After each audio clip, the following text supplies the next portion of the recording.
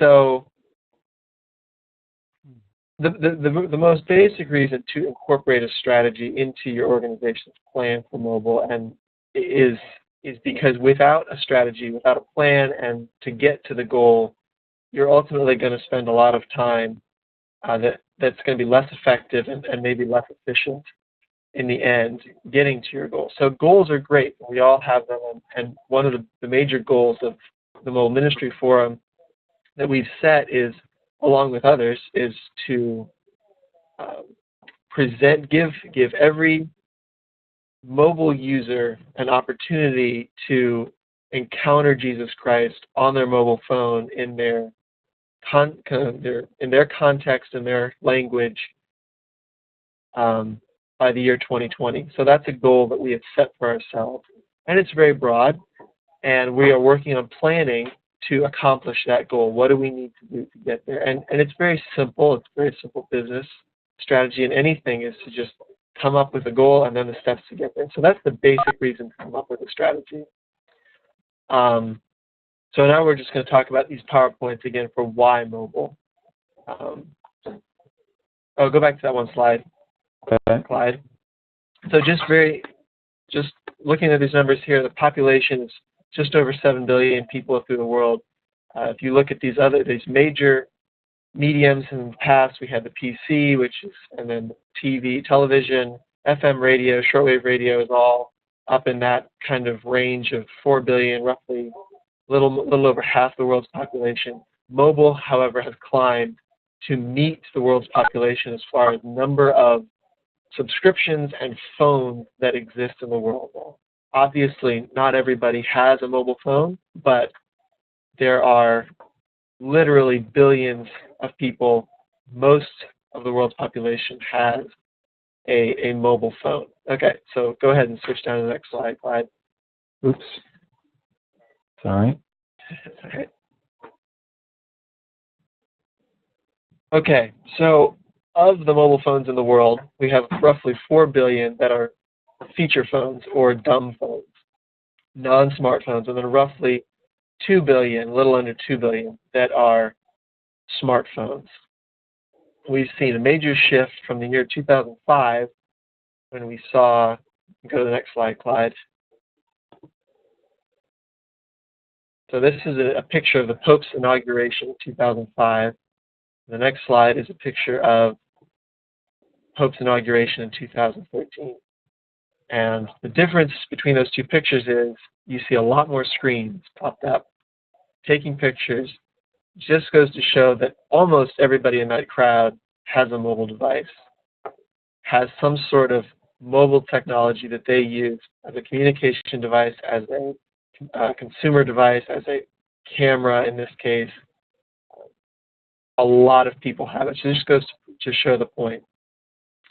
Go to the next slide. Just going to flip through these here. Interesting fact, more people have access to mobile phones than toilets.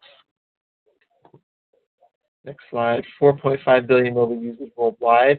I've actually seen numbers that would indicate that it's a little higher than that, but figures are figures, and they will vary a little bit. So we see here the emerging world is 3 billion plus users, and the industrialized world is 1+ billion users, coming up with that total. So there's a lot of mobile activity in the growing world. 7 billion mobile subscriptions worldwide. 7 billion subscriptions. Sometimes they're not all with the same people. Some people have multiple subscriptions. So using the mobile device to spread the gospel media virtually. That is kind of our goal. How do we take this prolific technology that is literally all over the world and use it to spread the gospel of Jesus Christ? That's the question we're all here to do. I mean, just as Zahir, hold on, here we go, scroll down. Yep, Zakir. Just as Zakir is on a very local level, spreading the word using the mobile, there's other people that are doing it on a much larger scale as their resources allow. So you have online distribution.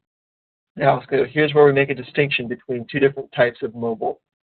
We have the internet with smartphones and online distribution and internet, where you have apps and connected tools that allow you to download content straight from the internet, Bibles, media in multiple languages. Here are some of these resources that we have found. We have Jesus Film Media, Bible.is, I think that's the Cola Group, and Five Fish. Next slide, Clyde. Here we go. Using Wi-Fi, people can download the Jesus Film app, Bible.is app. But we have a problem because sometimes, and we've seen this in the figures above, a lot of these phones and mobile devices don't have access to the internet. They don't have connectivity using a 3G or a 2G plan. Next slide, Clyde. About 40% of the world has access to the internet. So 60% of the world's population does not have access to the internet via mobile phone or a computer. So we see 35% in the Americas, 81% of Africans don't have internet, 68% of Asians don't have internet, Middle East, Russia, Europe. And that's without internet. That's not without mobile phones. That's without the internet. So how do we get the content that's on these apps and these ministries to the people without internet connection? And the answer to that question is offline distribution.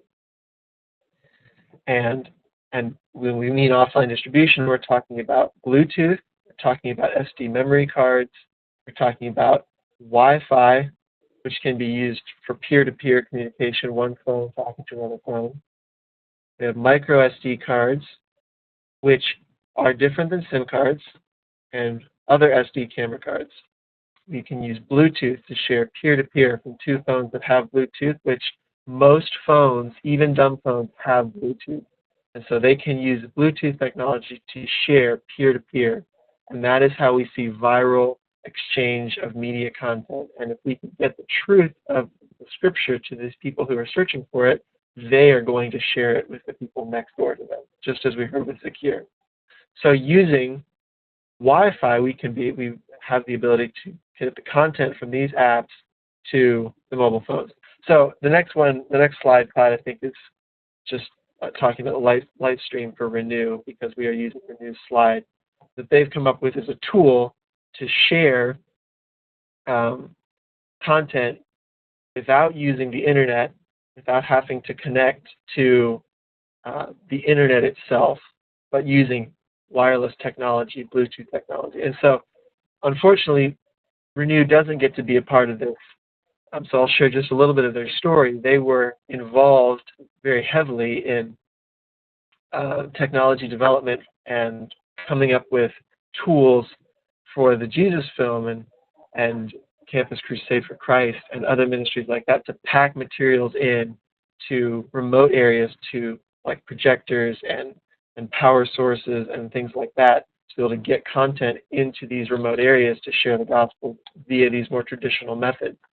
And what they discovered was most people have mobile phones, some sort of mobile device that they use to consume media and content where they use for their daily lives. And so Renew took the opportunity, they looked at that and they saw that trend, and they decided to start focusing on mobile technology specifically. And so they developed this tool called the Lightstream, which uses wireless and Bluetooth technology to become a little isolated router or hub where people who are walking around with their Bluetooth and their wireless on pick up this unit and download the content from it, and then share the content that they've downloaded with other people and send people to the Lightstream to share information. So that's Renew's story. Their strategy was simply, we see people using mobile. We are hardware creators and developers, and we are going to start focusing on creating a tool that can be used to this very specific group, a very broad but a very specific group of mobile users, those who do not have access to the internet, but who still want to use the content. So this is a short little section of factoids and information to share about just the current state of affairs within the world, mobile in the world, and how Renew Outreach, I think they're Renew Outreach now, right, Clyde? Not Renew Global Outreach? I believe so, yes. Yeah. So that was a little bit of their story and the reason behind that. Now we're going to turn it over to our good friend Brian, who's also a part of the MMF core team, and he's going to share how his church planting organization has approached mobile, and I'm just going to turn it over to him right now. Brian. Great, thanks, Benjamin. Well, as you mentioned, I work for a large church planting organization, and we work almost exclusively among unreached peoples in restricted access countries. That is, countries that are closed to traditional missionary activity, or typically closed to that type of activity. Personally, I served in 3 different countries in Central Asia, on and off for about 15 years. These were all Muslim countries, and we were doing work in areas where there were few, if any, known believers, which is pretty typical of the environments that many or most of our field workers are in. And through my time on the field, and followed by some seminary studies, including a course with John Edmiston, who you're going to hear from in just a few minutes, and some other studies that I was doing in the area of knowledge management and communications, and just by observing global trends, it became very clear to me that our organization needed to embrace the mobile revolution. It sounded like my audio just went out. Can you guys still hear me? You're good to go. Okay. I'm not sure what happened there. So I just want to share 6 reasons why I didn't feel like our organization could afford to ignore this mobile revolution that was taking place. And you did a great job kind of laying the groundwork. The first point that I was going to make was, let me get my slides going here. Statistics and stories. As I began to do the research, it was very, very evident that that mobile was having an enormous impact around the world, and you again have just painted the picture for that. The statistics were all there to say that mobile was a game changer. It was changing the way people around the world live, and work, and play, and that was really hard to ignore. And as I dug more and more into those statistics, I began to also have more conversations with our workers on the field, and their stories seemed to corroborate what those statistics were already saying, which was that mobile is here, it's huge, everyone's using them, and so that really made a great initial argument for us to say, hey, we've got to consider this thing called mobile. Is there a way that we can begin to use this for ministry purposes?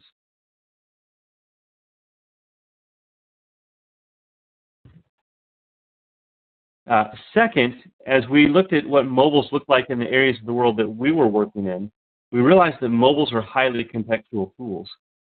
We believe strongly in incarnational ministry, entering into the lives of those that we're serving, helping them not only to understand the gospel, but understand what it would look like for the gospel to take root in their lives and cultures and to transform them. So in taking that kind of approach, we really seek to communicate in culturally relevant ways. And if you look at the people in the various places we're working, people are communicating through mobile. It's happening through SMS, text messaging, social media, which is by and large is happening on mobile devices, videos, photos, apps. This is where communication is happening now largely, and how people are sharing content with one another. So everyone everywhere is now using mobiles for education, business, socializing, entertainment, and as we discovered, even learning about God. So in thinking about presenting the gospel in contextual ways, it seemed like few ways could be as contextual as the mobile device. Third, we began to realize that mobile can facilitate movements. Our vision isn't just about seeing individuals come to faith or even seeing churches planted. We want to see whole movements of people coming to faith. We want to see the gospel going viral, as it were. That word viral is obviously kind of a big buzzword now, and we tend to think of it in terms of videos going viral. We've all seen videos on YouTube. Charlie, you bit my finger. Right? How many? And that video's been seen, I don't know, 50 million times or 200 million times now. we want to see the gospel going viral. And we realize that mobile has the ability to help that happen. Research has shown that the gospel flows most effectively and most freely through existing social networks. And that's really what we want to see happening. Mobile really complements that well, because within those existing social networks, people are already now accustomed to using mobiles. They see a video that they've fallen in love with, and they can't wait to show it to their friends and family members. They're communicating in all of these other different mobile aspects that we just mentioned. And so, because mobile is being used in these existing social networks so effectively already, implanting the gospel onto mobiles that can then go viral, as it were, within those existing social networks seems to make perfect sense. Fourth, we began to realize that mobiles are already a go-to faith tool for many people around the world. And again, our organization working among Muslims, we found that to be very, very true. Just a couple quick stories on that. Several years ago, a friend of mine contacted me. He had a BlackBerry. I didn't even have a smartphone then, but he knew that I was kind of into technology. So he said, "Hey, I'm always on my BlackBerry. Do you have any recommendations for some Christian apps that I can use? Because I'm always on this thing. It'd be nice to have some Christian content on my phone." And when I went to the app store to look for anything, everything I found was Islamic. And I ran into this same issue just last year. I went to do a search for prayer apps in the Google Play Store, and when I was kind of surprised when I saw the list of results. The first 23 or the first 23 of the first 25 search results when I looked for prayer were all Islamic apps. There were no mainstream Christian apps within those top 25. I was shocked. This is where people are going for faith, to learn about their faith, to search about God, to learn how to practice their faith, and particularly in the Muslim world where we were working, the mobile was already a very effective faith-oriented tool. And there were already hadiths for the day, services that were coming out, a hadith for the day, a verse for the day, a Quranic verse for the day.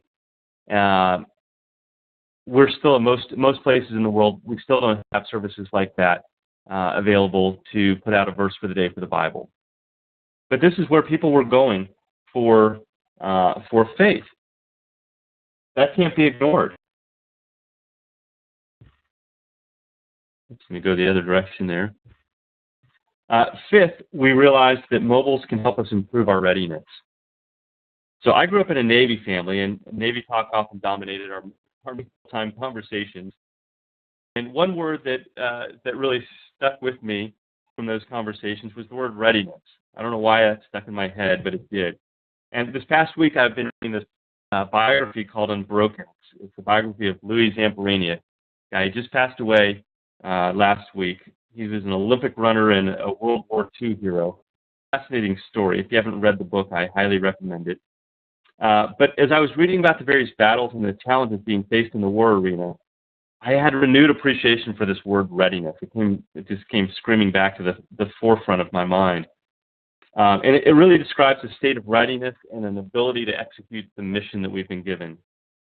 So in wartime, this was the difference between life and death, and often between winning and losing the battle or even the war. So I think the Bible speaks to the same idea of readiness. 1 Peter 3:15 puts it this way. It says, "Always be prepared to give an answer to everyone who asks you to give a reason for the hope that you have." A friend and colleague of mine who's now working in Turkey shared with me over email not long ago.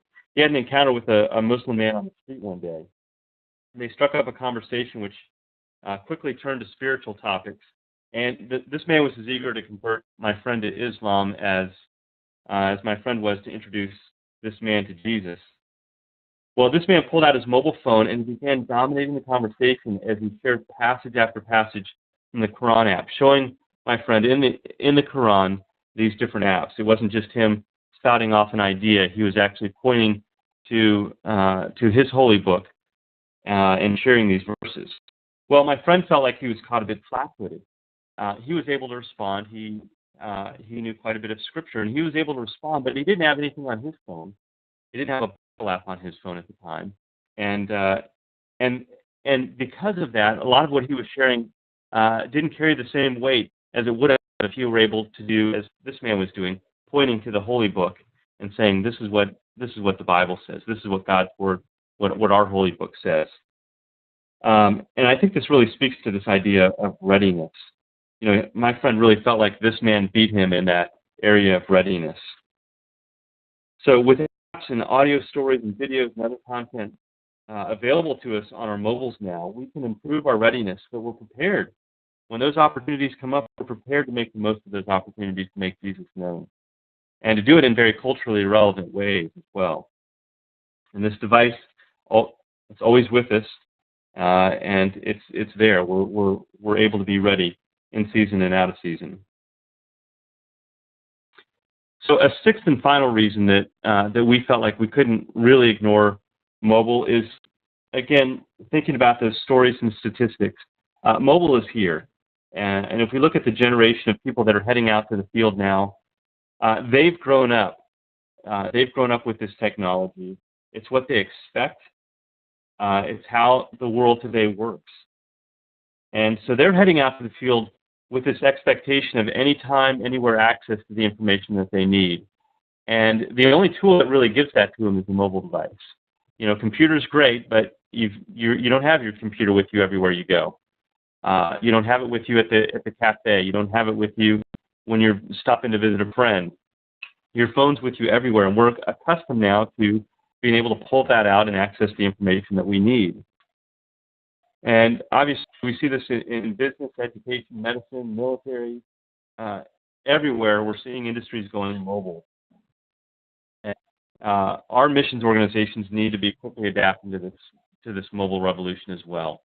We need to be ready to give people the information they need when they need it, the way that they need it, which is going to be on mobile devices. And so for both internal and external purposes, for both ministry purposes as well as for internal organizational uses, we realized that we simply could not afford to ignore what was going on with mobile. So real quickly, I just wanted to share a couple lessons learned along the way. In our organization, we're very decentralized, as I mentioned at the beginning, and so trying to influence an organization like ours is not easy. Our teams are semi-autonomous, and that means that instead of just trying to influence one entity, one organization, I'm really trying to influence hundreds of teams that are located around the world. And so that's a challenge. And I realized one of the biggest needs, or one of the biggest one of the things that I really needed to accomplish if I wanted to see this begin to happen, if I wanted to see mobile begin to take root, was I really needed to help people dream. And I'm drawing here on, you're going to hear a little bit more about this when John shares. But just to reinforce that ahead of time, to dream. What does it look like? What could it look like if people were using their mobile phones for ministry? What would it look like if they were walking around with the Bible ready to share on their mobile phones? What would it look like if they had some very poignant video clips ready to share in a conversation that would take those conversations deeper, that would draw people in emotionally as they were sharing the gospel? And so I really needed to help those people dream, and a key part of doing that was beginning to gather stories about what other people were doing, how they were finding this, how they were finding were enhancing their own ministries, and then conveying these stories to our own people on the field. And then the second thing is, as people begin to catch the vision for this, and again, this is drawing on what John is going to share, design and deliver. That's great. People are catching a vision, but now how do I implement that vision? How do I begin to make this happen in my particular context? How can I use mobiles in my ministry context?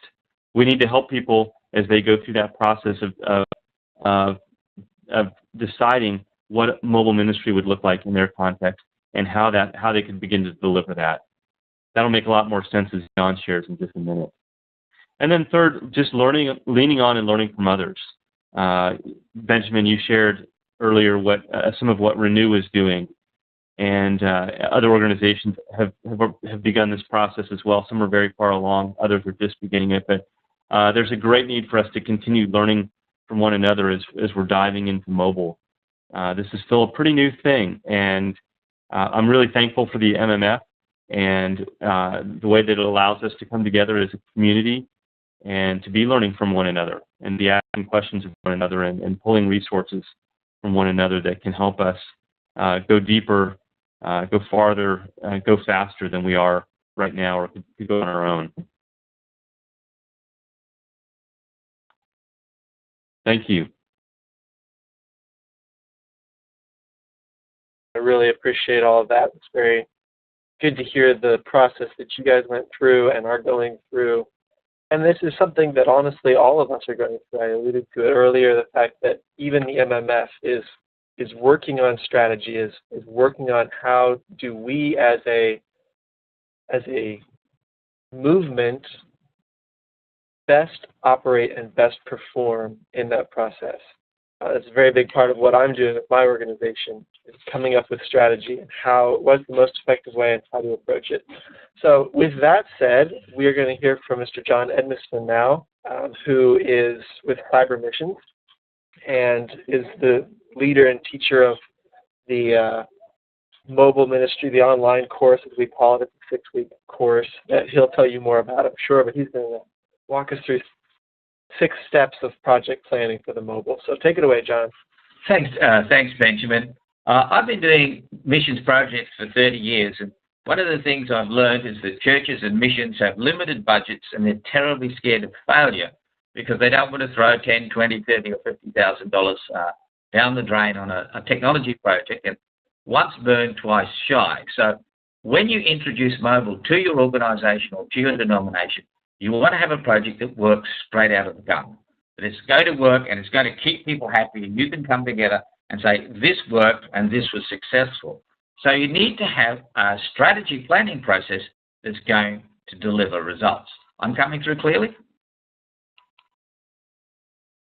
Are you hearing me? Clearly. Okay, good. Okay, so there's a process called appreciative inquiry, and it was developed by David Cooperrider of Case Western University.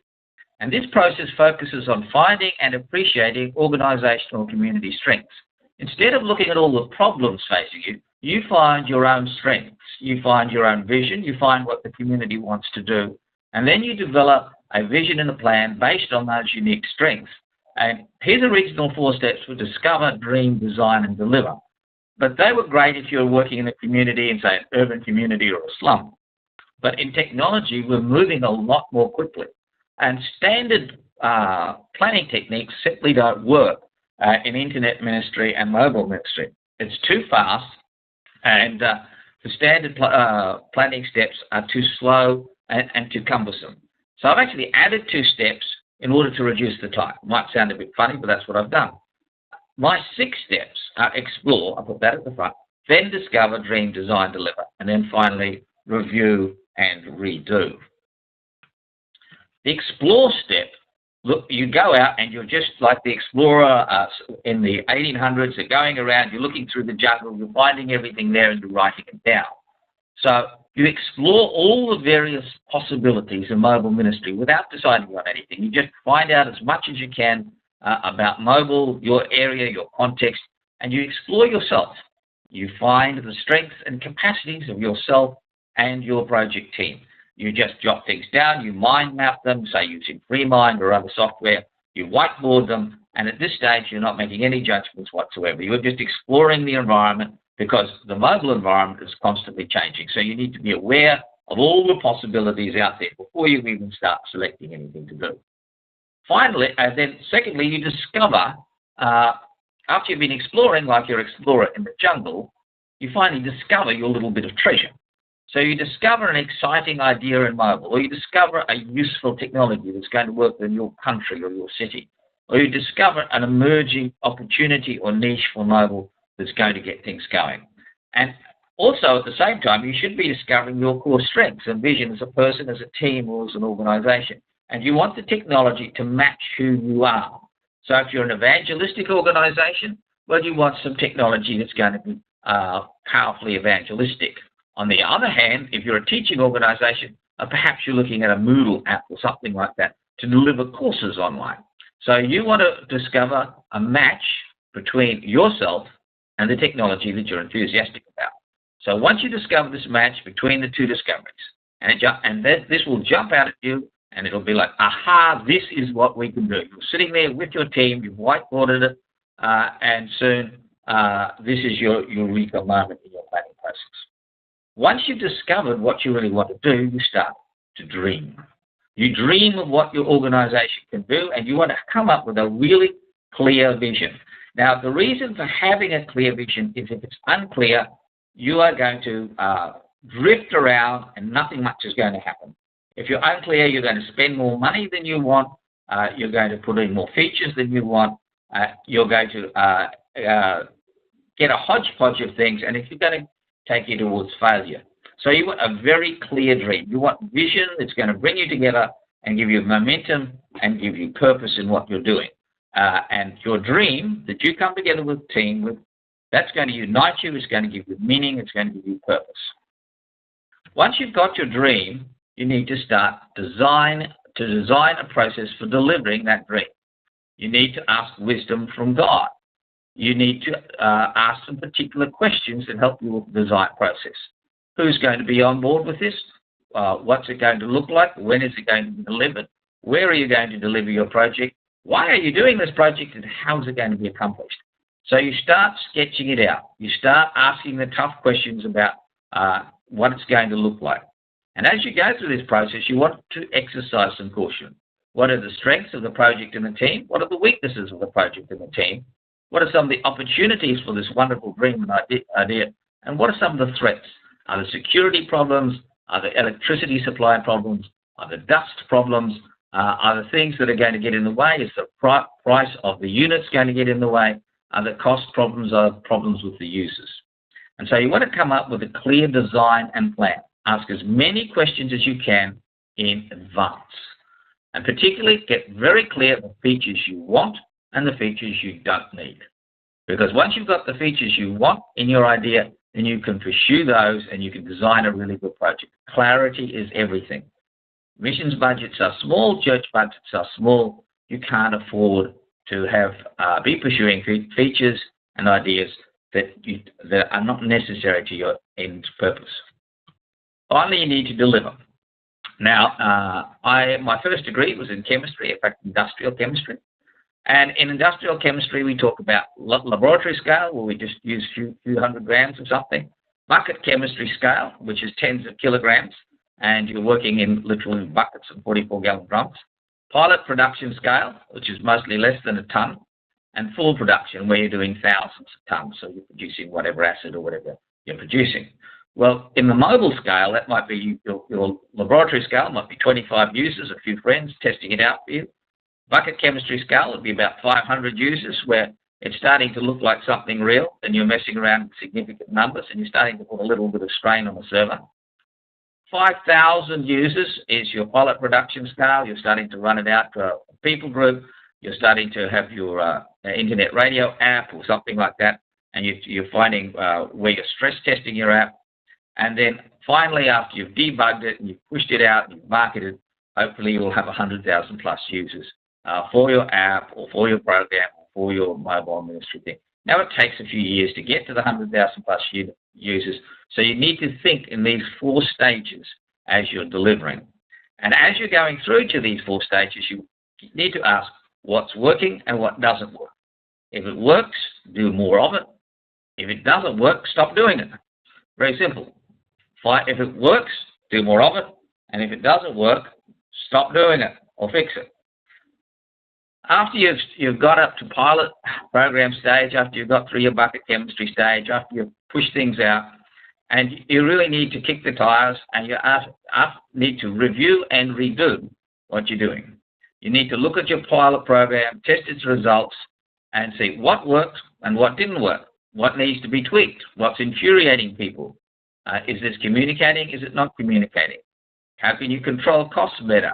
Is there some way that you can find a business model that's going to support this program? How can you reach more people? How can you market it better? How can you do your publicity so that you can get up to your 100,000 plus users? And as you're looking and reviewing and redoing, perhaps a new technology's come along. Maybe something's come along that's made it easier to do the job, and you can incorporate that into your app or into your device or into your prayer app, whatever else you're doing to reach people. So they're your 6 steps. Explore, discover, dream, design, deliver, review, and redo. And if you need some help with one of your projects, here's my contact details. I'm at www.cybermissions.org. Thanks, Benjamin. Take it from here. Hello, I'm finished. Lost my mic control to turn it back on. Thank you very much, John. I do really appreciate that. That was very helpful. And for those of you who are listening who've joined in, and I can see that Walt and Ken are on the phone and not on the web. They can't see what you're sharing in your PowerPoints and everything, but we are going to make all of this, it's all being recorded, and the PowerPoints are all going to be available on the Mobile Ministry Forum website, and we will be sending out a follow-up email to the participants of this webinar and have all of that information included for you to go back over and review and take notes and have all the information there for follow-up. So, but thank you again very much for Brian and for John for your willingness to take the time to prepare these things and to share your thoughts on them. So we do want to open it up for Q&A, and we're just 2 minutes over. So if we do have questions, we'd like to we do have a couple of questions in the chat that I will read off, and we can talk about them. Let's see. We have one from Anton. So he says, hearing about mobile and global missions is great. Who or what is being seen in other missions contexts, such as rural, urban, secondary schools, etc.? Are we so globally minded about mobile ministry that we might be missing the local and regional context? So that's kind of the question. And can you read Keith's answer? I mean, Keith's response. Keith, go ahead and read Keith's response first, and then, because I think Keith had a helpful response to start. Okay, I agree with that. So as a network with a global vision, this is Keith's response, as a network with a global vision seeking to interface with a global audience, we sometimes face the problem of missing the trees for the forest rather than missing the forest for the trees. We do have both data points, studies, and stories of mobile ministry being used in the various contexts you mentioned, yet we don't have good prepackaged resources set for people in those particular subsets, being urban, rural, and secondary schools. And that is an area we could probably use some more focus on. So, can I jump in on this one? Please. There's really no such thing as global. Everything global is also local, and everything global is a set of ecosystems. So you have the urban ecosystem, you have the rural ecosystem, you have the Islamic ecosystem, and ecosystem on top of ecosystem, all networking together. And so any missions project, any mobile project has to be highly contextualized into the real world that particular audience is in. There's no magic bullet that's going to reach everyone in the globe.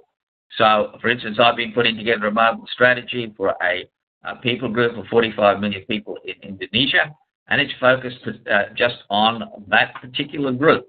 And so we have to address ecosystems that we can reach and then tailor it right down to that niche. The more broadly you try and aim, the greater the chance of failure. Very good point. Yeah, for me, when I am approaching a project or counseling on a strategy that's being implemented or just explored, I usually approach it from 3 different ways. First one is be very specific. So exactly what John said. You have to know who it is you're trying to reach and how you're trying to reach them. And so you have to be very specific. Know your purpose. The second thing is being simple. Don't try to do too much with what you're doing. You have to know your audience and do it exactly tailored to that when you're talking about mobile technology specifically and internet technology more broadly. Narrowcasting kind of universally. And then the last one is just simply smart. Your project has to do what people expect it to do. So if it is, it's supposed to be SD card related to a specific people group, then it needs to be intuitive and operate exactly how they want it to operate on their phone, on their technology, whatever the case is. So very good answer to that question, John. Anybody else have an answer to the question? And okay, I've muted most people, so yeah, you can unmute yourself or raise your hand via the participant box. Yeah. Can Walt and Ken unmute themselves being on the phone? I just unmuted them. Okay. Yeah, so I'm going to open it back up to questions. So Jeff, Darcy, Keith, Zakir, feel free to hop in with questions or comments.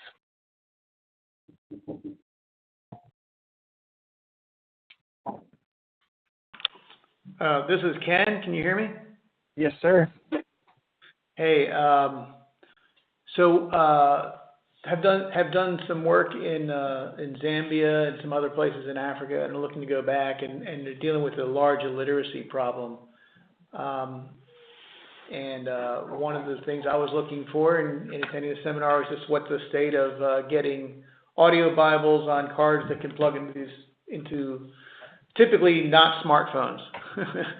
Most of the folks that I've been working with out there, not everybody has a phone, but somebody around them does, and a lot of people are illiterate. So we're looking to get audio Bibles there. Is there a ministry involved that has a lot of those translations in a card that would stick into their phones? Yes, lots. I think that the best people to answer this would probably be Darcy and Keith. And perhaps Brian. Yeah, well, I'll jump in quickly. Bible.is is both an app as well as a website. And the service, the organization is Faith Comes by Hearing. And they have a very large number of audio Bibles that are available. Those will easily fit on a micro SD card. I don't know the exact size, but probably I can imagine it would be more than certainly not more than a gigabyte, probably half that, perhaps for an audio or large portions of the Bible. So that would be a great place to go. There's another app, 5Fish, which is put out by Global Recordings Network, GRN. They don't have audio Bibles, but they have audio Bible stories, and they have thousands of languages. They've got far more languages available than Bible.is or any other group. They're able to expedite translation of stories, and so for many languages that don't have the Bible yet, there are audio Bible stories available through GRN. And if they're not available yet, they're happy to work with you to try to get somebody. They can actually, within a matter of weeks of on-the-ground time, actually have something produced in a particular language. So definitely look at GRN's website.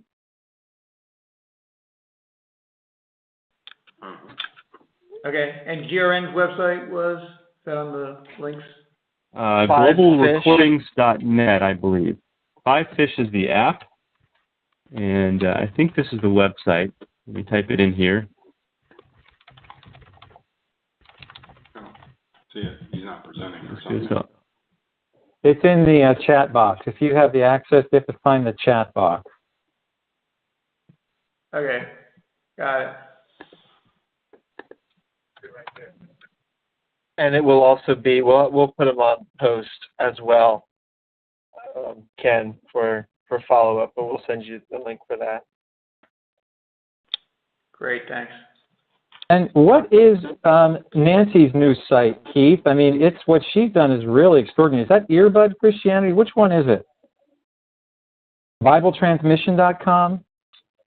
Yeah, it's something Bible transmission, but I'm not exactly sure the site offhand. I would have to look back through. I've got it. I'll type it in. I got it.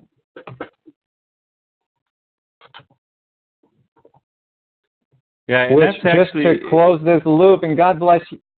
I'm going to say Ken was with us at our first ever gathering and at Nancy and Steve's house. Steve graduated and is with the Lord, but Nancy is continuing on in an extraordinary way and has built with her daughters this particular very useful site. So it's now in the chat box. And then Antoine just sent some stuff there as well.